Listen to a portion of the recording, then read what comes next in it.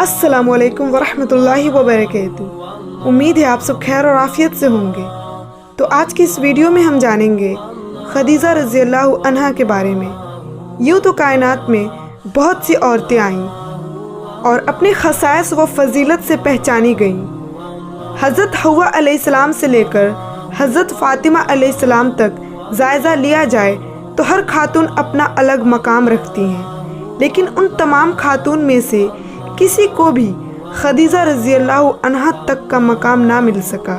खदीजा रज़ी अल्लाह अन्हा रसूल अल्लाह सल्लल्लाहु अलैहि वसल्लम की हर खुशी और गम में शरीक रहने वाली ज़ौजा थी, जिनकी सीरत व किरदार तमाम मुस्लिम ख्वातीन के लिए एक नमूना है।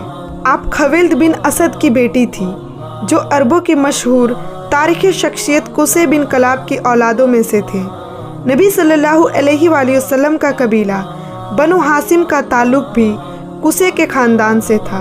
हज़रत खदीजा हुजूर के बासत से 30 या 40 साल कब्ल 556 ईस्वी में मक्का में पैदा हुई और उसी शहर में अपने वालिद के घर में परवरिश पाई।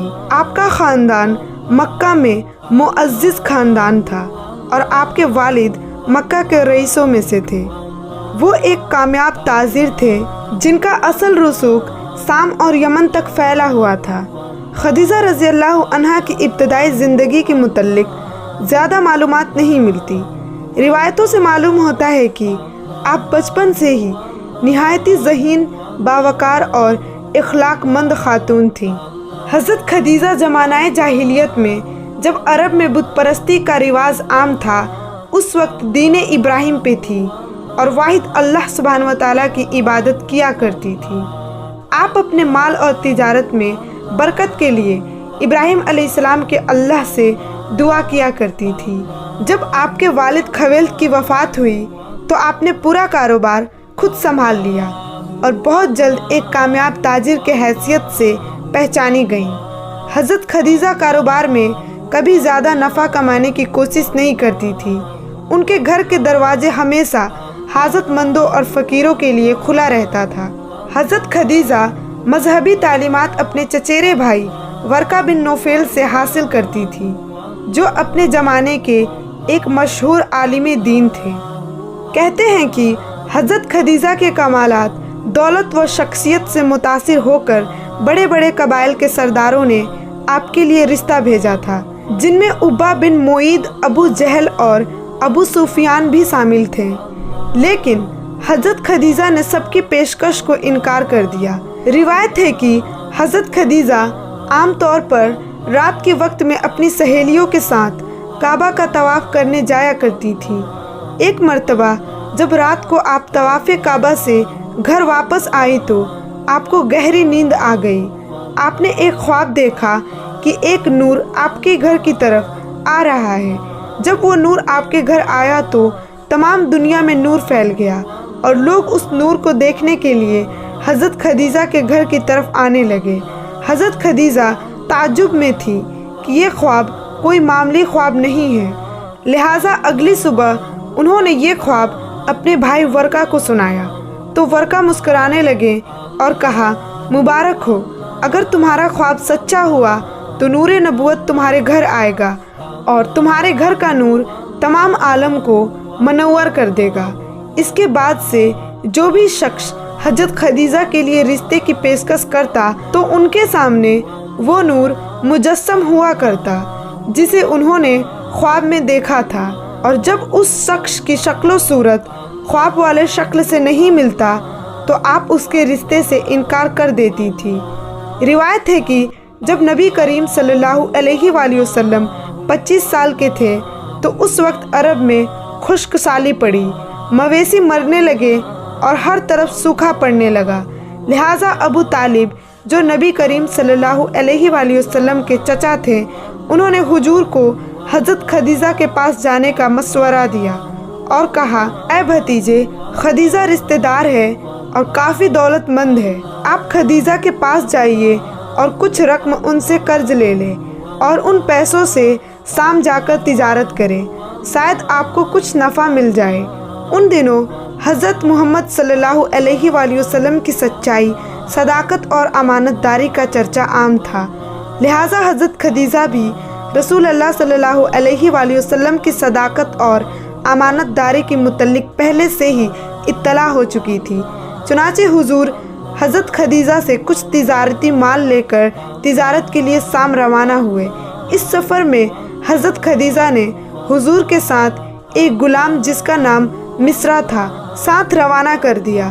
روایتوں کے مطابق شام کے اس سفر میں مصرع نے رسول اللہ صلی اللہ علیہ وآلہ وسلم کے بہت سارے معجزات دیکھے، جس سے وہ بہت متاثر ہوا۔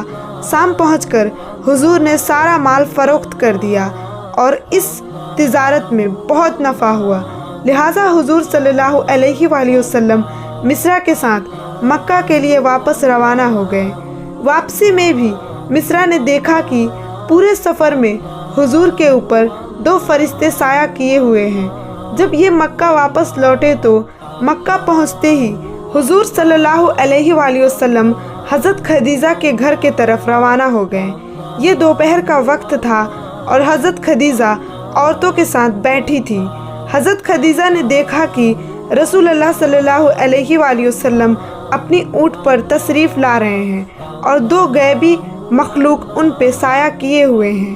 عورتوں نے بھی دیکھا کہ اتنی سخت گرمی اور دھوپ میں سوائے محمد صلی اللہ علیہ وآلہ وسلم کے اور کہیں سایہ نہیں ہے۔ حضور نے حضرت خدیجہ سے ملاقات کی اور تجارتی منافع کے متعلق بتایا۔ حضرت خدیجہ حیران تھی کیونکہ اس سے پہلے ان کے مال میں اس قدر منافع اور برکت کبھی نہ ہوا تھا۔ حضور کے جانے کے بعد مصرع نے حضرت خدیجہ کو تمام سفر کا حال بیان کیا اور نبی صلی اللہ علیہ وآلہ وسلم کے اخلاق اور کردار کی بہت تعریف کی۔ ان تمام واقعات سے حضرت خدیجہ حضور سے بہت متاثر ہوئی۔ چنانچہ 3 مہینے بعد حضرت خدیجہ نے رسول اللہ صلی اللہ علیہ وآلہ وسلم کی طرف رشتے کا پیغام بھیجا، لہٰذا حضور نے اپنے چچا ابو طالب کو اس رشتے کے متعلق بتایا۔